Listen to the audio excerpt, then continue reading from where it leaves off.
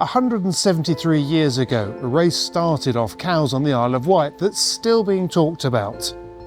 A race for a silver trophy that some of the wealthiest people in the world have spent staggering amounts of money trying to win. A race that has stirred up argument, controversy, bitter resentment and expensive legal disputes. And the funny thing is that when the race started, the boat that was to become the centre of attention by winning was facing the wrong way. We're at one of the most famous and exclusive yacht clubs in the world, the Royal Yacht Squadron in Cowes, because this is where the America's Cup started.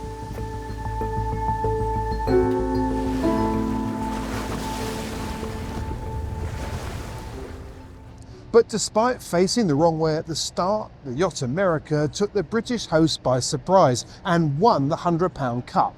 And shortly afterwards, the trophy was here in New York. But while the owners and crew were clearly very pleased with themselves, the odd thing was that they didn't really know what to do with it, until someone had an idea. An idea that was to become the richest prize in sailing, and a prize that has become the oldest international sporting trophy in the world. But it's more than that. For some, the America's Cup is an obsession. This is a trophy that has seen some of the wealthiest people in the world dig deep into their pockets and lose. A handful of people who, irrespective of the cost, have come back time and time again. And as each challenge failed, so the New York Yacht Club produced the longest winning streak in history. Yet for some, failure was the route to their success. Sir Thomas Lipton built his tea empire on the back of 5 unproductive challenges on his Shamrock yachts. It was said that the New York Yacht Club members came to dread the announcement of his campaigns, as each one cost them a fortune to defend. But Lipton's charismatic personality and humility in defeat made him extremely popular with the locals, and rich. On the other hand, some, like Lord Dunraven, got bogged down with bitter disputes. Wherever you look, the early days of the America's Cup are as fascinating as today's carbon flying machines. We've been given special permission to film inside 2 of the most prestigious and exclusive yacht clubs in the world. 2 yacht clubs that played a pivotal role in creating the America's Cup and share a special relationship to this day. Plus, we find out why a document written 167 years ago is still delivering boats and equipment that defines the leading edge of the sport. This is how and why the America's Cup began.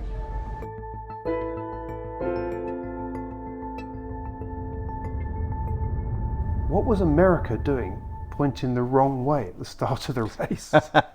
Well, Matt, you've sailed and sailed enough. Look, set the scene. 22nd of August 1851, about 10 o'clock in the morning.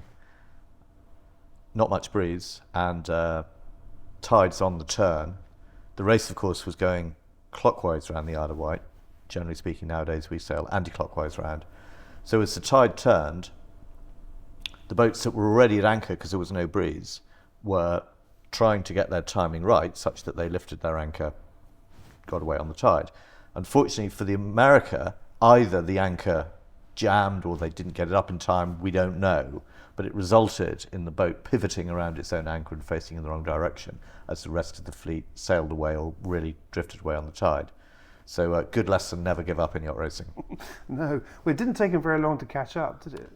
No, it didn't. And of course, the America was an incredibly quick boat, a little different to all the other boats,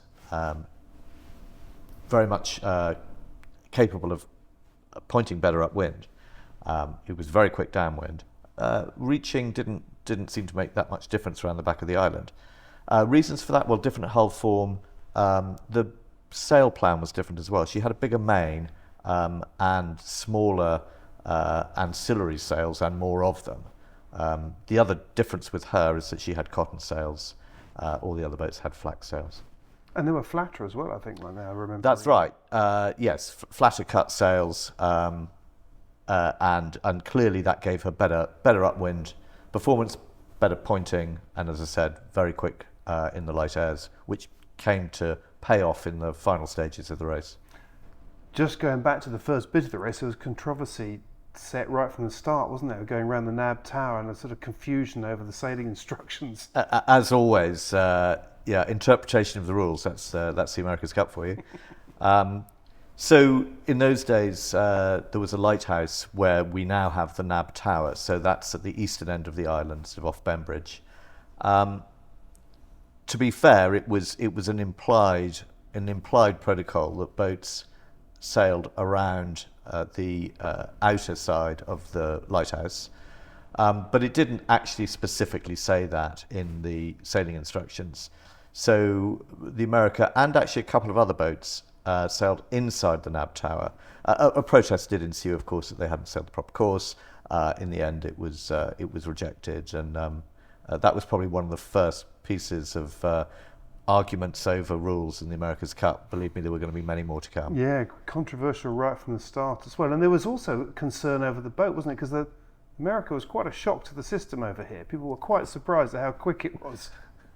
Well, again, nothing changes in the America's Cup. If you've got a fast boat, you simply must be cheating. But actually, on a slightly more serious note, there was concern because there was complete bewilderment as how this boat could be so fast. And it was then declared the next day. A story came out in a newspaper that there was this theory that, ironically, that the boat had some form of propulsion system that. Rumour had it that there were crew below deck, out of sight, pedalling furiously on bicycle-like contraptions, turning a propeller, or something along those lines. Ironic when we look at today's America's Cup boats, just a little.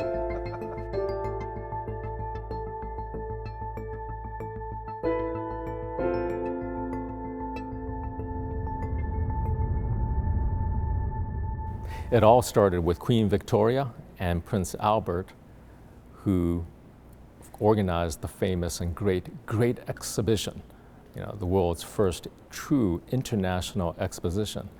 So it was your country, Great Britain, that attracted inventors, artists, entrepreneurs who loved technology and creating things, and to showcase their products and services on a world stage. And that really intrigued John Cox Stevens, who was elected the first Commodore when it was founded in 1844. So Stevens and several others formed a syndicate of 5 men who decided to design and build and send an example of American yacht design to England. When you look at and they were invited by the Royal Yacht Squadron, weren't they? So the squadron invited them to come over to Cowes on the occasion of the Great Exhibition. So, Yacht America was certainly going there one way or the other for the Great Exhibition, but it was the Royal Yacht Squadron that rolled out the red carpet and made the New York Yacht Clubs feel very much at home. And looking at the correspondence of that time, the thing that makes me laugh now is you look at it, and the owners of Yacht America didn't expect to win, did they? They actually expected to get beaten quite soundly. Yeah, they didn't know what to exactly expect. Think about it. The great empire, the British Empire, ruled the waves, and they were going into foreign territory. Yeah, they knew it was going to be a tough game.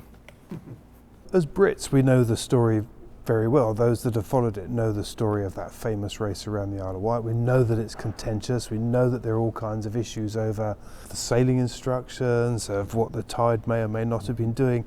When you look at that from an American perspective, is the American perspective of that race different? I never thought of it from the American perspective versus British perspective, but certainly as an American, we're very proud of that race, and we don't feel that America had an overt advantage. So let's take a look at this. She was given one set of sailing instructions that differed from some of the other boats. That wasn't the fault of America. So she rounded inside the NAB light, she didn't round the NAB light, right? But that only saved maybe a mile and a quarter. More importantly is, think about this, she started dead last, as you know, and she soon caught up with the fleet maybe around Ryde or so, but certainly when you get to the nab, she was already moving up to the lead.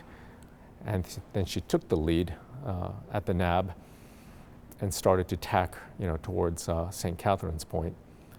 She did very well there, and she didn't run aground, but that was actually thanks to an English pilot that Stevens had hired. So in a way, we always, understood that we had assistance from local experts, but that's part of the America's Cup game. And we're good like that. Right, exactly. And by the time, she rounded the Needles, she was way ahead of the second place yacht, Aurora, as we all know, the famous "there is no second" story. And so I think America really did well as a yacht with superb hull design, the fact that we had a great English pilot, we had great sails, that really worked well with that yacht design, with the hull design. And even though the wind started to die towards, Cowes, she held her own against Aurora, who kept getting increasingly closer to the Americans. I don't know here, I don't honestly know whether it was seen as a great loss at the time. I mean, we'd put it up for competition and they'd won it. And I hope that we were delighted that they had won it. Would have been a courtesy, wouldn't it, to our foreign visitors to be pleased. I don't think there was any bad feeling here that they won it. I do know, because it's recorded, that it meant a huge amount to the Americans to have won it. There was apparently tremendous jubilation, not only within the New York Yacht Club, but within America generally and in the American press, that they'd won this trophy from the British. It's quite interesting that in those days, wonderful silver trophies were presented. For instance, the Queen presented one every year. Every year. There's a whole series of Queen's Cups and later King's Cups for a race. And in those days, if you won the race, you won the trophy and you took it home with you. Now, our major trophies, the winners can't even take them out of the castle. They get their names engraved on it, but they can't take it out of the castle. From the point of view of the Americans, it was absolutely extraordinary to win that Royal Yacht Squadron 100-pound cup, because it was a symbol of how young America took on the mighty British Empire. And that trophy really embodied that extraordinary success. It was something, I think from that moment, it was very special. And the fact that Queen Victoria and Prince Albert witnessed the race, and the fact that Queen Victoria and, again, Prince Albert visited Yacht America soon after the race, that was an extraordinary honor for Commodore Stevens and his fellow America adventurers. The funny thing is that Yacht America was sold shortly after that first race, wasn't she? Indeed. The great victory of Yacht America made America wanted by all these English yachtsmen. They wanted to know what made that boat go fast. I mean, she was certainly shaped in a different way, and her sails were highly advanced in different style. American cotton sails, and the sails were, lashed onto the boom. They weren't loose-footed, And so the owners decided to sell the yacht to an English yachtsman, and they sold it for a profit. That was amazing, because they'd only just put it in the water. Exactly. She was launched on, I believe, May 1st, and sold at the end of August. So Commodore Stevens, just like everybody else in those days, took the cup away with him, and I imagine also the 100 sovereigns. And then it was only later that the New York Yacht Club had this idea of putting it up for permanent competition and created what's known as the deed of gift and made it available for competition. Yeah, so, Stevens and some of his fellow owners got back to New York in late September, and on the evening of October 1st, 1851, the New York Yacht Club held a welcome dinner to celebrate Stevens and his syndicate's triumph in England. Behind me is where the Astor House Hotel once stood on Broadway and Vesey Street. It was in that building where Commodore John Cox Stevens and his fellow former owners of Yacht America donated the America's Cup to the New York Yacht Club on October 1st, 1851. But with the caveat that conditions attached to the gift will soon follow. Okay. And over the course of 1851 into 1852, Stevens and his fellow syndicate owners, including the famous George Lee Schuyler, crafted the original deed of gift for the America's Cup. And that's when the idea that the trophy should be used as a challenge trophy, a perpetual challenge trophy between foreign yacht clubs, match racing yachts, was developed. Basically, the deed of gift is a notice of race, if you like, and it sets some parameters for how the cup should be sailed for. And it's a remarkably clever document because it sets out very clearly the detail you can look up, but 3 races, or best of 3 races. One is effectively what we would nowadays describe as a windward-leeward race. Another is a coastal race, like a short offshore, inshore, has to go around a headland.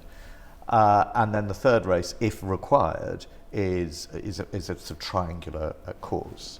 And there's all sorts of other little parameters about length of the boat and draft of the boat.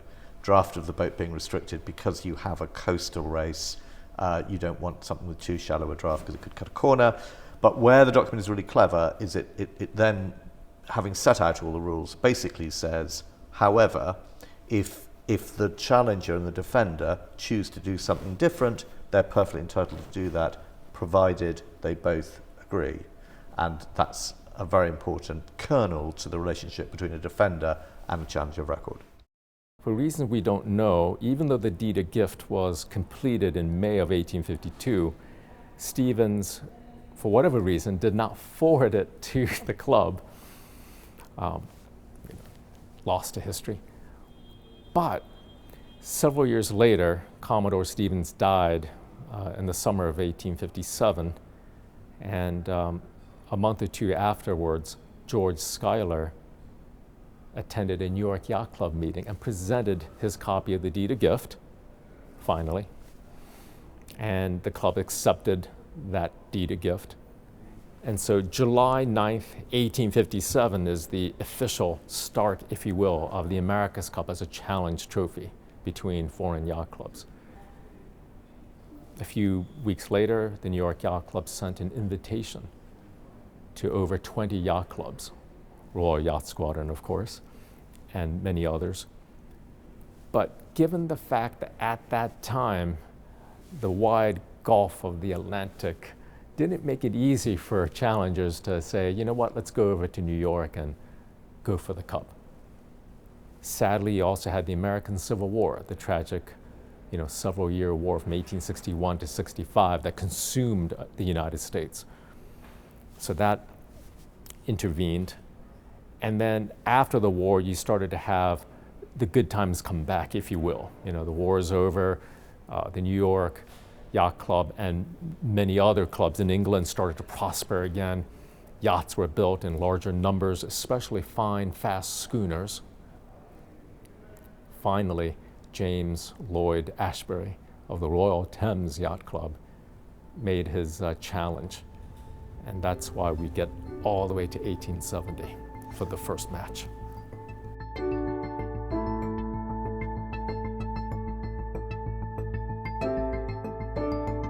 As the winner, you get to set the rules.